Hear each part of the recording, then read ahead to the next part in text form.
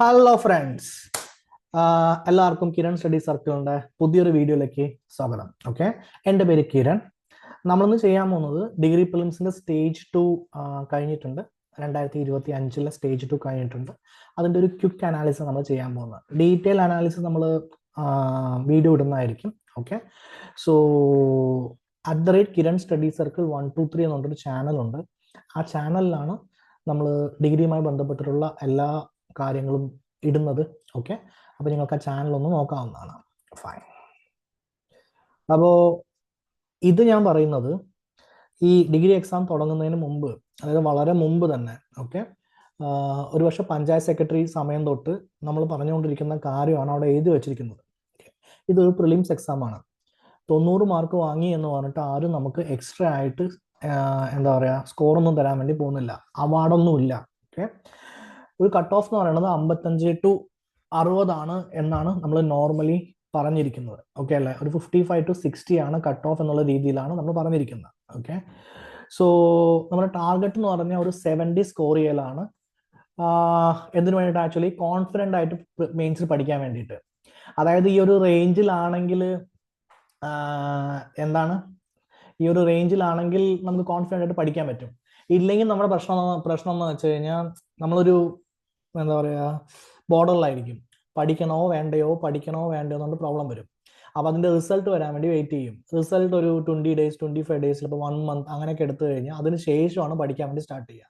അപ്പോൾ പ്രോബ്ലം ആവും. അതൊന്നും വേണ്ട എന്ന് വിചാരിച്ചിട്ടാണ് നമ്മൾ സേഫ് സൈഡായിട്ട് 70 വെക്കാൻ വേണ്ടി പോകുന്നത്. ക്വസ്റ്റ്യൻ പേപ്പർ കോഡ് ആയിരുന്നു നമ്മൾ ഡിസ്കസ് ചെയ്തിട്ടുണ്ടായിരുന്നത്. ഓക്കെ, അതിൻ്റെ ഒരു വീഡിയോ നമ്മൾ ഇട്ടിട്ടുണ്ട്. കാണാത്തവരുണ്ടെങ്കിൽ ഒന്ന് കാണാം. കറക്റ്റ്. അപ്പോൾ ഈ സ്ട്രാറ്റജി എല്ലാം @കിരൺ സ്റ്റഡി സർക്കിൾ 123 എന്ന് പറയുന്ന ചാനൽ നമുക്ക് കാണാൻ വേണ്ടി പെട്ടെന്നായിരിക്കും. ഓക്കെ, സോ ഈ ഒരു റേഞ്ചിലാണ് നമ്മുടെ എന്ത് പറയുന്നത് കട്ട് ഓഫ് നമ്മൾ പറഞ്ഞിട്ടുണ്ടായിരുന്നത്. ഓക്കെ, ഇനി ഈ എക്സാമിന് ശേഷം നമുക്ക് എങ്ങനെയാണ് കട്ട് ഓഫ് എന്നുള്ളത് നമുക്കൊന്ന് നോക്കാം. സ്റ്റേജ് 2 വളരെ ഈസി ആണ് എന്ന് പറയുന്നവരുണ്ട്. ഓക്കെ, ഞാനതിന് ഈസി ആണെന്നൊന്നും പറയുന്നില്ല. ഞാനൊരു മോഡറേറ്റ് എക്സാം എന്നാണ് പറയാൻ വേണ്ടി പോകുന്നത്. ഞാൻ സ്റ്റേജ് 1നെയും ഒരു മോഡറേറ്റ് എക്സാം ആയിട്ട് തന്നെയാണ് കൺസിഡർ ചെയ്തിരിക്കുന്നത്. സോ അതിൽ ജോഗ്രഫി എന്നുള്ള ക്വസ്റ്റ്യൻ വന്നിട്ടുണ്ട്. നമ്മൾ ആ ക്വസ്റ്റ്യൻ അനാലിസിസ് കാണിച്ചതുണ്ടായിരുന്നു. ഓക്കെ, അതായത് ഒന്ന് ലോജിക്കലായിട്ട് ആലോചിച്ച് കഴിഞ്ഞാൽ ഒരു PSC അറിവില്ലാതെ ഒന്ന് നോർമലായിട്ട് പോയിട്ട് ബേസിക് ആയ കോമൺ സെൻസ് ആയിട്ട് ചെയ്ത് കഴിഞ്ഞാൽ ചെയ്യാൻ പറ്റുന്ന ഒരു 5 ക്വസ്റ്റ്യൻ ആണ് ജോഗ്രഫി അവിടെ ഉണ്ടായിരുന്നത്. ഓക്കെ, പിന്നെ ബാക്കിയുള്ള മേഖലകളാണെങ്കിലും എന്താ പറയുക ഒരു അനാലിസിസ് ടൈപ്പ് പഠിച്ചവർക്ക് ചെയ്യാൻ പറ്റുന്ന രീതിയിലുള്ള ക്വസ്റ്റ്യൻ ഉണ്ടായിരുന്നത്. അതെല്ലാത്തിനും ഉപരി നമ്മളൊരു ടൈം ടേബിൾ ഉണ്ടായിരുന്നു, നമ്മുടെ KPSM മെത്തേഡ് ഉണ്ടായിരുന്നു, അതുമായി ബന്ധപ്പെട്ട ക്വസ്റ്റ്യൻസ് ആയിരുന്നു അവിടെ വന്നിട്ടുണ്ടായിരുന്നത്. കറക്റ്റ്. ഓക്കെ, ഇതിലും അതേപോലെ നമ്മളൊരു വീഡിയോ ഇട്ടിട്ടുണ്ടായിരുന്നു. നമ്മുടെ ഇത്രയും കാലത്തെ, അതായത് ഒരു 6-7 മാസത്തെ എന്താ പറയുക prelims plus mains time table എന്നൊക്കെ പറഞ്ഞ് നമ്മൾ ഇട്ടതെന്ന് അനലൈസ് ചെയ്തിട്ട് എങ്ങനെയാണ് ക്വസ്റ്റ്യൻ വരിക, ഇൻക്ലൂഡിങ് ക്വസ്റ്റ്യൻ നമ്പർ, അത് എങ്ങനെയാണ് ചെയ്യേണ്ടത് എന്ന് പറഞ്ഞിട്ട് ഡീറ്റെയിൽഡ് ആയിട്ട് നമ്മൾ പറഞ്ഞായിരുന്നു. അതിൽ നിന്ന് 80 ക്വസ്റ്റ്യൻ എന്ത് ചെയ്തിട്ടുണ്ട്, വന്നിട്ടുണ്ട്. ഓക്കെ, ഇനി അടുത്ത ചോദ്യം, സാർ 80 അല്ല ഞങ്ങൾക്ക് 100 വേണം. മക്കളെ ഇവിടെ 70 മതി. ഓക്കെ, അതുകൊണ്ടാണ് 80 ക്വസ്റ്റ്യൻസ് നമ്മൾ അതിനനുസരിച്ച് പ്രഡിക്റ്റ് ചെയ്തിരിക്കുന്നത്. അത്രയും സിലബസ് നമ്മൾ എന്ത് ചെയ്തിട്ടുണ്ട്, കുറച്ചിട്ടുണ്ട്. ഓക്കെ, നിങ്ങൾ ഡീറ്റെയിൽ അനാലിസിസ് നോക്കുക, അല്ലെങ്കിൽ ഫോളോ ചെയ്യുന്നവരാണ് നിങ്ങൾക്ക് ഉറപ്പായിട്ട് മനസ്സിലാവും. അത്രയും സിലബസ് നമ്മൾ കുറച്ചിട്ടുണ്ട്. കുറച്ച് പഠിക്കാനേ പറഞ്ഞിട്ടുള്ളൂ. കാരണം നമ്മുടെ മെയിൻ മോട്ടീവ് എന്താണെന്ന് വെച്ച് കഴിഞ്ഞാൽ മെയിൻസിൽ 140 വാങ്ങുക, എന്നിട്ട് ടോപ്പ് ആവുക. ഫസ്റ്റ് ആദ്യ റൗണ്ടിൽ തന്നെ എന്ത് ചെയ്യുക, നോട്ടീസ് വാങ്ങിയിട്ട് ജോലി വാങ്ങുക. ഇതാണ് നമ്മുടെ ലക്ഷ്യം. ഓക്കെ, നമ്മൾ പറഞ്ഞ പോലെ വന്നിട്ടുണ്ടെങ്കിലും ഇത് ക്വസ്റ്റ്യൻ പേപ്പർ ഫാക്ട് ബേസ്ഡ് ആയിരുന്നു. അതൊരു സത്യമായ കാര്യമാണ്. ഓക്കെ, നമ്മൾ കഴിഞ്ഞ പ്രിലിംസ് എല്ലാം നോക്കുവാണെങ്കിൽ, അതായത് 2021 തൊട്ട് 2025 വരെയുള്ള പ്രിലിംസ് 21, 22, 23, 24, 25 5 പ്രിലിംസ് നോക്കുകയാണെങ്കിൽ 3 പ്രിലിംസ് സ്റ്റേജ് 3 വന്നിട്ടുള്ള 3 പ്രിലിംസ് സമയത്തെല്ലാം സ്റ്റേജ് 1 കമ്പാരിറ്റീവ്ലി സ്റ്റേറ്റ്മെന്റ് ബേസ്ഡ് ആയിരിക്കും. സ്റ്റേജ് 2 മാത്സ് മലയാളം സ്റ്റേജും ജനറൽ നോളേജ് സ്റ്റേജും രണ്ടും എന്തായിരിക്കും, എന്താ പറയുക ടഫ് ഉള്ള സ്റ്റേജിൽ വെച്ച് ഒരു ടഫസ്റ്റ് വരാൻ പോകുന്ന ഒരു സ്റ്റേജ് ആയിരിക്കും. സ്റ്റേജ് 3 എന്ന് പറയുന്നത് ഫാക്ട് ബേസ്ഡ് ആയിരിക്കും. ഇങ്ങനെയാണ് നോർമലി PSC ഒരു പാറ്റേൺ ഇട്ടുണ്ടായിരുന്നത്. ഇപ്രാവശ്യം ഒരു 2 എണ്ണേ ഉള്ളൂ. അതുകൊണ്ട് അവർ 3ാമത്തെ സ്റ്റേജ് മാറ്റിയിട്ട് ഇതിൽ ഫാക്ട് ബേസ്ഡ് ആക്കി. Okay, fine. പക്ഷെ അതിന്റെ പ്രശ്നം എന്ന് വെച്ച് കഴിഞ്ഞാൽ ഒരുപാട് സ്റ്റുഡൻസ് ഈ അനാലിസിസ് മോഡലിൽ മാത്രം പഠിക്കുന്നവരുണ്ടാവും. അനാലിസിസ് മോഡൽ പഠിക്കുന്നവർ നല്ല എഴുതിയിരിക്കുന്നത്, അനാലിസിസ് മോഡലിൽ മാത്രം പഠിക്കുന്നവരുണ്ടാവും. കാരണം അവർ രണ്ട് സ്ഥലത്ത് തോണിയിട്ടുണ്ടാവും. ഓക്കെ അല്ലെ, സോറി, രണ്ട് തോണിയല്ല, രണ്ട് തോണിയിൽ കാലിട്ടുണ്ടാവും. ഒന്ന് UPSC ഇട്ടുണ്ടാവും, ഒന്ന് ഡിഗ്രിയിൽ ഇട്ടുണ്ടാവും. ഓക്കെ, അവ രണ്ടും കൂടി ഇങ്ങനെ കമ്പൈൻ ചെയ്ത് കൊണ്ടുപോകാന്നുള്ള രീതിയിൽ അവിടെ അനാലിസിസ് മോഡലാണ് കൂടുതലായിട്ട് വേണ്ടത് കൊണ്ടും അവിടെയും പ്രിലിംസ് ക്ലിയർ ചെയ്യാൻ വേണ്ടിയിട്ട് നമുക്കൊരു എന്താ പറയാ 50-55 ക്വസ്റ്റ്യൻസ് കറക്റ്റ് ചെയ്താൽ മതി എന്നുള്ളത് കൊണ്ടും ഓക്കെ ആ മോഡലിൽ പഠിച്ചിട്ടുള്ള സ്റ്റുഡൻസ് ഉണ്ടാവും. അവർ ചെറുതായിട്ട് ഇതൊന്ന് എന്തായിരിക്കും ഡിഫിക്കൽട്ട് ആയിട്ടായിരിക്കും പ്ലാൻ ചെയ്തിട്ടുണ്ടാവുക, അല്ല എന്താ പറയാ അവർക്ക് വന്നിട്ടുണ്ടാവുക. അതേപോലെ ഡിഗ്രി ലെവൽ തന്നെ ഓക്കെ എന്താണ് അനാലിസിസ്, അതായത് നമ്മുടെ കൺസെപ്റ്റ് മാത്രം പഠിച്ചിട്ട് പോയിട്ട് ക്വസ്റ്റ്യൻ ചെയ്യാവുന്ന ഒരുപാട് സ്റ്റുഡൻസ് ഉണ്ട്. അവർക്കും ഇത് ഡിഫിക്കൽട്ട് ആയിട്ടും ഫീൽ ഉണ്ടാവുക. അതുകൊണ്ട് നമ്മൾ കൺസെപ്റ്റും ഫാക്റ്റും മിക്സ്ഡ് ആയിട്ടാണ് പഠിക്കേണ്ടത്. അതുകൊണ്ട് തന്നെ നമ്മുടെ സ്ട്രാറ്റജിയിൽ എന്തുള്ളത് ആക്ച്വലി കൺസെപ്റ്റ് ആണെങ്കിൽ സ്റ്റേറ്റ്മെന്റ്, നമ്മുടെ എന്താ പറയാ ഫാക്ട് ആണെങ്കിൽ ഫാക്ട് എന്ന് പറഞ്ഞ് എഴുതിയിട്ട് മിക്സ് ചെയ്ത് നമ്മൾ തന്നിരിക്കുന്നത് ഏത് രീതിയിൽ പഠിക്കണം എന്നുള്ളത്. ഓക്കെ, കഥയൊക്കെ ഇഷ്ടപ്പെട്ടു. എന്താ പറയാൻ വരുന്നത്, അതായത് ഈ ക്വസ്റ്റ്യനിൽ മാത്സ് റീസണിങ് മോഡറേറ്റ് ആയിരുന്നു, പക്ഷെ അത് ടൈം കൺസ്യൂമിംഗ് ആണ്. 1.25 മണിക്കൂറിനുള്ളിൽ ചെയ്ത് തീർക്കണ്ടേ. ഓക്കെ അല്ലേ. ഇംഗ്ലീഷ് ആണ് ഒരു ലൈഫ് സേവർ ആയിട്ട് നമുക്ക് ഈ എക്സാമിൽ പറയാനുള്ളത്. മലയാളം ഡിഫിക്കൽട്ട് ആയിരുന്നു. Okay, history, arts, sports, literature, IT, constitution നമ്മൾ പ്രെഡിക്ട് ചെയ്തെല്ലാം വന്നിട്ടുണ്ട്. ബാക്കിയൊന്നും വന്നിട്ടില്ല എന്നല്ല, പ്രെഡിക്ട് ചെയ്ത് വന്നിട്ടുണ്ട്. അത് ഈസി ആയിരുന്നു. Okay, economics, environment, ecology moderate ആയിരുന്നു. ഈ സമയത്തിനുള്ളിൽ ചിലപ്പോൾ ചെയ്യുമ്പോൾ ചില തെറ്റുകളൊക്കെ വരാനുള്ള സാധ്യതകൾ ഇല്ലാതില്ല. ഓക്കെ അല്ലേ, ഉറപ്പായിട്ടും തെറ്റ് വരാനുള്ള സാധ്യതയുണ്ട്. ഓക്കെ, ഇതൊരു ഫാക്ട് ബേസ്ഡ് ആണെങ്കിലും ഒരുപാട് പേർക്ക് ടൈമിന്റെ ഒരു പ്രോബ്ലം ഉണ്ടായിട്ടുണ്ടാവും. ടൈമിന്റെ ഒരു പ്രോബ്ലം ഉണ്ടാവാനുള്ള പ്രധാനപ്പെട്ട കാരണം എന്ന് വെച്ച് കഴിഞ്ഞാൽ അത് സ്റ്റാർട്ട് ചെയ്തിട്ടുണ്ടാവുക മാത്സ്, ഇംഗ്ലീഷ്, മലയാളത്തിനായിരിക്കും സ്റ്റാർട്ട് ചെയ്യുന്നുണ്ടാവുക. അതിൽ തന്നെ മാത്സ് റീസണിംഗ് ആണ് സ്റ്റാർട്ട് ചെയ്യുന്നുണ്ടാവുക. എന്നിട്ടാണ് GK ഭാഗത്തോട്ട് വരിക. കാരണം എല്ലാവരും എല്ലാ GKയും പഠിക്കണം എന്നില്ല. മാത്സ്, ഇംഗ്ലീഷ്, മലയാളം പഠിച്ചിട്ട് IT പഠിച്ച് ആർട്ട് ആൻഡ് ലിറ്ററേച്ചർ മാത്രം പഠിച്ച് എന്താ പറയാ ഒരു 55 മാർക്ക് നേടി പോകാം എന്ന് പറഞ്ഞിട്ട് പ്ലാൻ ചെയ്യുന്ന കുറെ ആളുകൾ ഉണ്ടാവും. ഓക്കെ, സോ അവരങ്ങനെയാണ് സ്റ്റാർട്ട് ചെയ്യുക. അവർക്ക് ഒരു ടൈം കൺസ്ട്രെയിൻ വരാനുള്ള വളരെ സാധ്യതയുള്ള ഒരു പേപ്പറാണ് ഈ പേപ്പർ. ഓക്കെ, കാരണം അതെല്ലാം കഴിഞ്ഞിട്ട് ഇങ്ങോട്ട് വരാന്ന് പറയുമ്പോഴേക്ക് ടൈം പോയിണ്ടാവും, ക്ലോക്കും ഇല്ല. ഓക്കെ, അപ്പോഴാണ് 1 മണിക്കൂറിന്റെ അല്ലെങ്കിൽ അരമണിക്കൂറിന്റെ ബെല്ലടിച്ചിട്ടുണ്ടാവുക. ഓക്കെ, പിന്നെ ചുറ്റി തിരിച്ചു വരുമ്പോഴേക്കും മാക്സും പോവും, അതും പോവും, അങ്ങനെ സിറ്റുവേഷൻ ഉണ്ടാവും. ഓക്കെ, അതാ ഞാൻ പറഞ്ഞു വരുന്നത്, ഇങ്ങനെ വിവിധ രീതിയിലുള്ള ആളുകൾ ഇവിടെ ഉണ്ട്. ഓക്കെ, ഇതിൽ തന്നെ 90 മാർക്ക് വാങ്ങിയ ആളുണ്ട്, 80+ വാങ്ങിയ ആളുണ്ട്, അതും ഉണ്ട്. ഓക്കെ, നമുക്ക് വേണ്ടത് പ്രിലിംസ് ക്ലിയർ ചെയ്യോ ഇല്ലയോ എന്നുള്ള കാര്യം മാത്രമേ ഉള്ളൂ. ഓക്കെ ഓക്കെ, അപ്പോ യെസ്, ഇത് ഫസ്റ്റ് സ്റ്റേജിനേക്കാളും ഡെഫിനറ്റ്ലി ബെറ്റർ ആണ്. ഫസ്റ്റ് സ്റ്റേജ് ആണ് ടഫ് എന്നൊന്നും ഞാൻ പറയാൻ പോകുന്നില്ല. ഓക്കെ അല്ലേ. അപ്പൊ നമുക്ക് എന്തായാലും ഒരു കാര്യം ഉറപ്പാണ്, എന്റെ സ്ഥിരം ഡയലോഗ്, PSC ക്ലിയർ ചെയ്യാൻ വേണ്ടി നമുക്ക് 3 സാധനങ്ങൾ വേണം. ഒന്ന് ഹാർഡ് വർക്ക്. ആ ഹാർഡ് വർക്ക് ഇല്ലാതെ എന്താ പറയാ നിങ്ങൾ ക്ലിയർ ചെയ്യില്ല.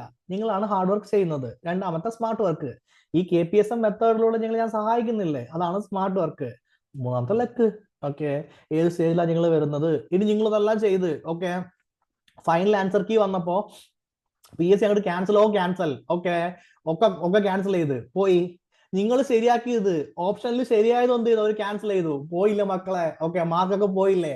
അങ്ങനെയൊക്കെ പോയിട്ട് എന്താ പറയാ LSTS പോയ ഒരുപാട് പേരുണ്ട്. ഓക്കെ, അപ്പൊ സിറ്റുവേഷൻ അങ്ങനെയല്ലേ. അപ്പൊ ഈ 3 സാധനവും എന്നാണോ നിങ്ങളുടെ കയ്യിൽ ഒരുമിച്ച് വരുന്നത് അന്ന് നിങ്ങൾക്ക് എന്ത് കിട്ടും, ജോലി കിട്ടും. ഓക്കെ, ഹാർഡ് വർക്കും സ്മാർട്ട് വർക്കും നമ്മുടെ കയ്യിലുള്ളതാണ്. അപ്പോൾ അത് നമ്മൾ എന്ത് ചെയ്യും, മാക്സിമം ചെയ്യാൻ വേണ്ടി നോക്കും. ബാക്കി ലക്കും കൂടി എപ്പോൾ വരുന്നത് എന്ത് കിട്ടും, അന്ന് ജോലി കിട്ടും. അതാണ് സിറ്റുവേഷൻ ഉള്ളത്. ഓക്കെ, ഞാൻ പറയാനുള്ള കാര്യം, ഒന്നാമത്തെ സ്റ്റേജിലുള്ളവരെക്കാളും രണ്ടാമത്തെ സ്റ്റേജിലുള്ളവർ കംഫർട്ടായ ഒരു സിറ്റുവേഷനിലാണ് ഉണ്ടാവുക. ഓക്കെ, നിങ്ങൾ റിസൾട്ട് വരുമ്പോൾ നോക്കിക്കഴിഞ്ഞു കഴിഞ്ഞാൽ ഒന്നാമത്തെ സ്റ്റേജിൽ നിന്നായിരിക്കും എലിമിനേഷൻ കൂടുതൽ ഉണ്ടാവുക, രണ്ടാമത്തെ സ്റ്റേജിൽ നിന്ന് കമ്പാരിറ്റീവ്ലി എലിമിനേഷൻ കുറവായിരിക്കും. അതായത് ഔട്ട് ആവുന്നവരുടെ എണ്ണം കുറവായിരിക്കും. ഇതാണ് സിറ്റുവേഷൻ. ഓക്കെ, അപ്പൊ മോറൽ ഓഫ് ദ സ്റ്റോറി, ഞാൻ കട്ട് ഓഫ് ഇട്ടിട്ട് കുറച്ചിട്ടുണ്ട്. ഓക്കെ, 50 to 55 ആണ് ഞാൻ കട്ട് ഓഫ് ഇട്ടിരിക്കുന്നത്. സാർ ഒരു 55 to 60 പറഞ്ഞിട്ട് ഇപ്പൊ എന്താ ഒരു 50 to 55 ഇട്ടിരിക്കുന്നത്. ഓക്കെ, വേറെ ഒരുപാട് പേര് ഒരുപാട് കാര്യങ്ങൾ പറയുന്നുണ്ടല്ലോ, അതിന് എനിക്ക് എൻ്റെതായ റീസൺസ് ഉണ്ട്. ഓക്കെ, ഞാൻ ഒരു നോർമലൈസേഷനെ കുറിച്ച് ഒരു ഡീറ്റെയിൽ അനാലിസിസ് ഒക്കെ ചെയ്തായിരുന്നു. ഓക്കെ, LSTSന്റെ പ്രിലിംസിന്റെ സമയത്ത്. ഓക്കെ, അപ്പൊ സാറിന് എങ്ങനെ നോർമലൈസേഷൻ ചെയ്യുന്ന അറിയോ? എനിക്കറിയില്ല. എനിക്കെന്നല്ല, ലോകത്തിൽ ഒരാൾക്കും അറിയില്ല എങ്ങനെ നോർമലൈസേഷൻ ചെയ്യുന്നത് എന്നുള്ളത്. അത് ആർക്ക് മാത്രമേ അറിയുള്ളൂ, PSCക്ക് മാത്രമേ അറിയുള്ളൂ.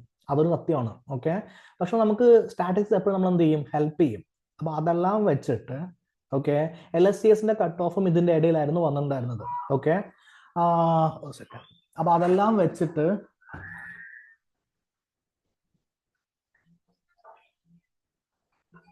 1 second.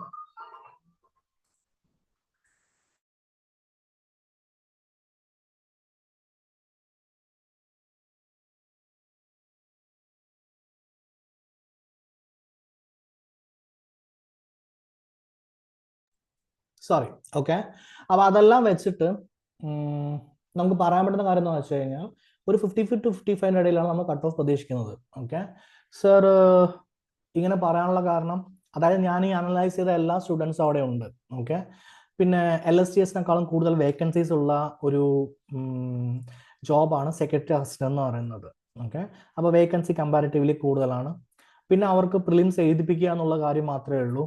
ഓക്കെ, ഇപ്പൊ അവർക്ക് മൊത്തമായിട്ട് കട്ട് ചെയ്യേണ്ട ഒരു സിറ്റുവേഷൻ ഒന്നും അങ്ങനെ ഇത്ര കുറയ്ക്കണം അങ്ങനൊന്നുമില്ല. അതെല്ലാം കുറയ്ക്കുന്നത് മെയിൻസിലായിരിക്കും. മെയിൻസിന്റെ ആയിരിക്കും കട്ട് ഓഫ് കൂടുതൽ ഉണ്ടാവുക. ഓക്കെ, അവർ മാക്സിമം പേരെ ഒഴിവാക്കാൻ വേണ്ടി നോക്കുന്നത് മെയിൻസ് സമയത്തായിരിക്കും. ഒരുപാട് പേര് പ്രിലിംസ് കടക്കാനുള്ള സിറ്റുവേഷൻ ഉണ്ടല്ലോ. ഓക്കെ, അതെല്ലാം വെച്ചിട്ടാണ് ഞാൻ ഈ കട്ട് ഓഫ് പറയുന്നത്. ഒരു 47 പേര്, സോറി 47 പേരല്ല, 47 ഫസ്റ്റില്. ഓക്കെ അല്ലേ? ഇവിടെ ഞാൻ എഴുതുമ്പോൾ കറക്റ്റായിട്ട് എഴുതണം. അതായത് സെക്കൻഡ് സ്റ്റേജിലല്ല, ഫസ്റ്റ് സ്റ്റേജിൽ ഒരു 47 വരെ കിട്ടിയവർക്ക് നമുക്ക് എന്ത് ചെയ്യാവുന്നതാണ്, ഒരു ചാൻസ് പ്രതീക്ഷിക്കാവുന്നതാണ്. അതിൻ്റെ താഴെയുള്ളവരുടെയൊക്കെ സിറ്റുവേഷൻ എന്തായിരിക്കും, PSCയുടെ കയ്യിലായിരിക്കും. ഓക്കെ, ഇതാണ് ഇപ്പോഴത്തെ സിറ്റുവേഷനിൽ നമുക്ക് ഇതിന്റെ അനാലിസിസ് ആയിട്ട് പറയാൻ വേണ്ടിയിട്ടുള്ളത്. ഓക്കെ, അപ്പോ എന്താണ്, കുറച്ച് ദിവസത്തിനുള്ളിൽ PSC എന്ത് ചെയ്യുന്നതായിരിക്കും, ഇതിന്റെ ലിസ്റ്റ് പബ്ലിഷ് ചെയ്യുന്നതായിരിക്കും, മെയിൻസിന് എഴുതാനുള്ള ഒരു ലിസ്റ്റ്. ഓക്കെ, അപ്പൊ നമുക്ക് വീണ്ടും കാണാം. ഈ വീഡിയോ ഇവിടെ തന്നെ ഉണ്ടാവുമല്ലോ. ഓക്കെ അല്ലേ? ഞാൻ ഡിലീറ്റ് ഒന്നും ചെയ്യാൻ വേണ്ടി പോകുന്നില്ലല്ലോ. ആ സമയത്ത് നമുക്ക് എന്ത് ചെയ്യാം, വീണ്ടും കാണാം. ഇതേ വീഡിയോയിലെ ഈ ഭാഗങ്ങൾ നമുക്ക് എന്ത് ചെയ്യാവുന്നതാണ്, എടുത്ത് കാണിച്ചു തരാവുന്നതാണ്. Okay fine. ഇതിനെ സംബന്ധിച്ചിട്ടുള്ള ഡീറ്റെയിൽഡ് ഡിസ്കഷൻ എന്തുണ്ടാവും, വരുന്നുണ്ടാവും. ഇനി നമ്മൾ സ്റ്റാർട്ട് ചെയ്യാൻ പോകുന്നത് മിഷൻ 150 ആണ്. അതായത് ഈ വീക്കിൽ മെയിൻസ് നമുക്ക് എന്ത് ചെയ്യണം, 140 മിഷൻ 140 ആണ്. നമുക്ക് 140 മാർക്സിന്റെ ആവശ്യമുണ്ട്. ടോപ്പ് ആവുക എന്നുള്ളതാണ് നമ്മുടെ ലക്ഷ്യം. അതിനു വേണ്ടിയിട്ട് ഉള്ള ഒരു ടൈം ടേബിൾ സ്ട്രക്ചറും ഓക്കെ, അതുമായി ബന്ധപ്പെട്ടുള്ള വീഡിയോസും എല്ലാം നമുക്ക് ഈ ചാനലിലും അതേപോലെ @കിരൺ സ്റ്റഡി സർക്കിൾ 123 എന്നുള്ള ചാനൽ അതിന്റെ PDF-ഉം ടെസ്റ്റും എല്ലാം ഉണ്ടാവും. ഓക്കെ അല്ലേ? അതെല്ലാം ഫോളോ ചെയ്യാം. ഓക്കെ, അതെങ്ങനെയാണ് ചെയ്യേണ്ടതെന്നുള്ളതിന് ഒരു ഡീറ്റെയിൽഡ് വീഡിയോ നമ്മൾ വേറെ ഇടുന്നതായിരിക്കും. അത് ചെയ്തതിന് ശേഷമാണ് നമ്മൾ സ്റ്റാർട്ട് ചെയ്യാൻ വേണ്ടി പോകുന്നത്. ഓക്കെ, അപ്പോൾ നമുക്ക് ഇതുമായി ബന്ധപ്പെട്ടുള്ള കാര്യങ്ങളെല്ലാം കഴിഞ്ഞു എന്ന് വിചാരിക്കുന്നു. നിങ്ങൾക്ക് എന്തെങ്കിലും ഡൗട്ട് ഉണ്ടെങ്കിൽ ചോദിക്കുക. ഓക്കെ, കമന്റ് ചെയ്യുക. ക്ലിയർ അല്ലേ? ഓക്കെ, അപ്പോൾ ഇതേപോലൊരു വീഡിയോയിൽ നമുക്ക് വീണ്ടും കാണാം. ഇനി നമുക്ക് ഒരുപാട് കാര്യം ഡിസ്കസ് ചെയ്യാനുണ്ടല്ലോ, അതെല്ലാം ഡിസ്കസ് ചെയ്യാം. അതുവരയ്ക്കും tata, bye bye, take care.